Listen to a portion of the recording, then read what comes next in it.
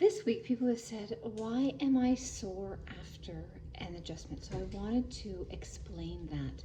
It's like as I explain to patients, we have to bring back online the small muscles that are right next to the spine, deep, deep, deep, deep, deep. They're called extensors.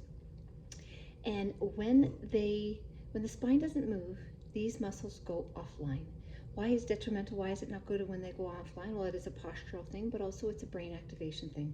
So when those muscle spindles are stretched with a chiropractic adjustment, literally we boost the brain into action. So when we are literally awakening these muscles, sometimes we are sore after. It can be analogous to if you have gone to the gym, you are retraining. Like what a chiropractor does is we actually retrain and exercise the spine into better function. So if you think you're exercising your muscles, what do you feel? Well, you feel like I work out pretty hard and I still get sore when I change up something. Well, if you go to the chiropractor, you're actually changing up something. You're building muscle bulk. You're activating those muscles into a new motor pathway. You're literally activating the muscle spindles. So just like when you go to the gym, or if you go to a massage, you may feel sore. I know I do. You may feel sore after. But also a great analogy is this. If you have walked into a dark room, if you have walked into a room, you know you've been in this room many times.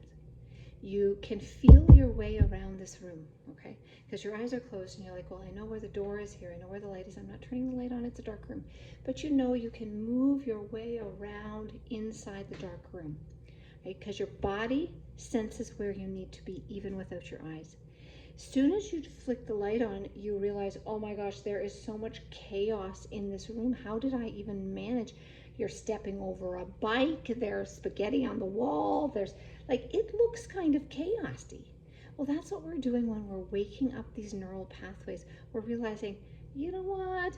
Number one, we're turning on the light, so there's awareness between brain and body and actually where I am in space, and that matters in real life for accuracy and appropriateness, but also, oh my gosh, there's so much to clean up here before we settle down again. So I thought that was a great analogy, turning on the light, exposing chaos before it settles down again. Hope that was helpful.